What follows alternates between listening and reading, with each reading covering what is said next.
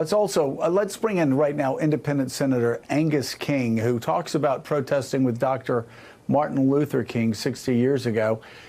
And he marched again this weekend for the same cause. Senator King joins us now. He's a member of both the Intelligence and Armed Services Committee.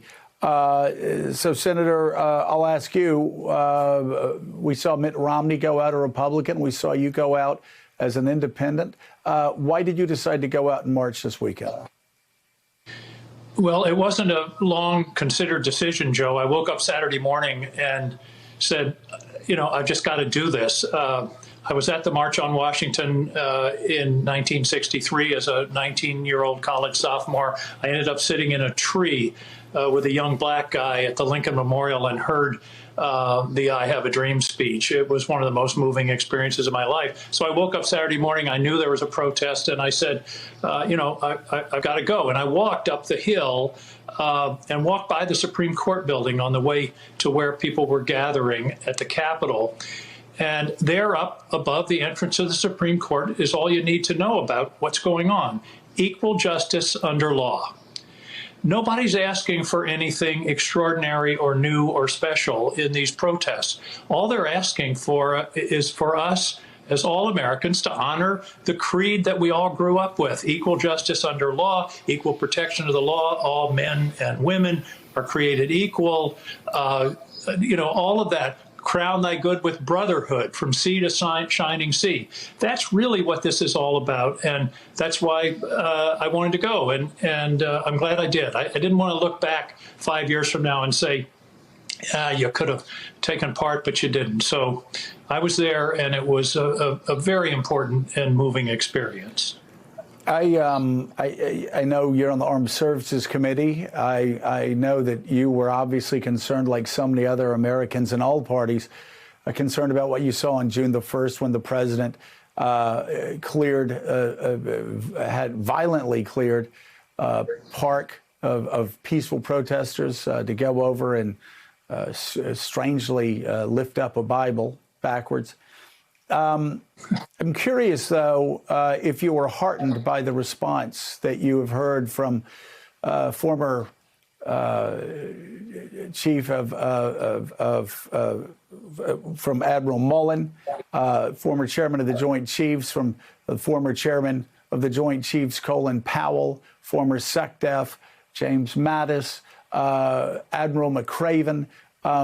And also other news that the active troops have been taken out of Washington, D.C.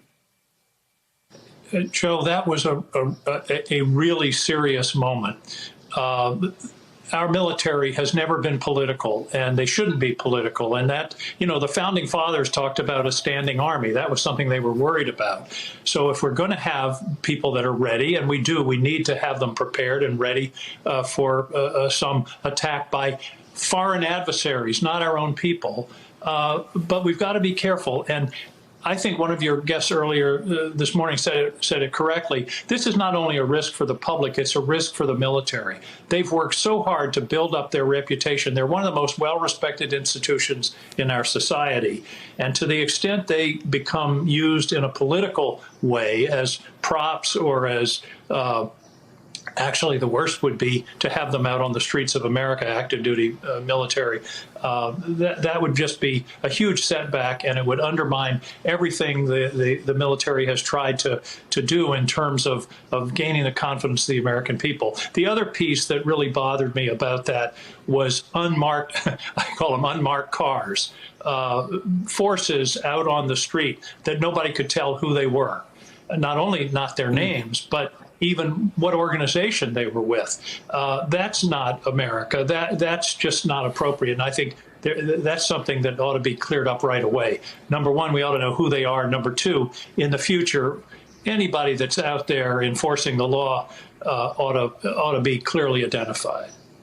That is a total breach of political norms and should not happen. I hope Congress gets the answers about who those plainclothes officers in riot gear were, if they were, in fact, even officers. The Associated Press's Jonathan Lemire is with us and has a question for you, Senator. Jonathan. Senator, actually, two questions for you about the coronavirus pandemic. First, tell us what you want to see now in terms of the small business loan program, the PPP. What sort of changes or updates are needed? And secondly, the president was in your home state on Friday. He visited a place where the swabs for the coronavirus tests are manufactured. But there were reports, because he didn't wear a mask during that visit, all of the swabs that were being made and in the background while he was there had to be destroyed. So I want to get your reaction on that, as well as the PPP. Well, let me take the second one first. I've seen the press reports. I think the company has confirmed that, yes, in fact, they had to destroy the swabs made that day. This business of not wearing a mask, I mean, masks not only will control the pandemic, but it's also a matter of personal responsibility. You shouldn't be spreading it yourself. That's the danger. You're endangering other people, and his unwillingness. I mean, there you see the shots. Everybody else has a mask on. It's a terrible disservice to the country to have made wearing a mask some kind of political statement, because it's really the appropriate way to go. As far as the PPP, the Paycheck Protection Program, there were some good mid-course corrections taken last week on a totally bipartisan basis of 417 to 1 in the House, unanimous in the Senate, to try to make it, to fix some of the unintended consequences. And I think that's appropriate. But the overall question of the pandemic, though, here's what really bothers me. There was an implicit contract with the administration back in February and March, and that was, we, the American people, will make huge sacrifices, stay home, not go to work, shut down the economy, so you can take the steps necessary that we can safely get out of this at a reasonable period of time. We kept our side of the bargain. The administration didn't. I saw something last night where they said proudly 3 million tests a week. It ought to be 2 or 3 million a day in order to safely reopen. And I did a little calculation last night of four countries, Germany, Japan, South Korea, and Canada, generally the same population of America, 17,000 deaths versus 110,000 deaths. That's an apples to apples comparison. The first death in South Korea was the same day as the first death in America. We've had 110,000 since. They've had 272. Our response has been inadequate. And that's what really bothers me. I'm really worried that we're going to be right back in what amounts to early March in September, and we won't have taken the steps on the national level in terms of testing, contact tracing, and a really concentrated effort to deal with this, short of having a vaccine. And all that we've gone through is for naught.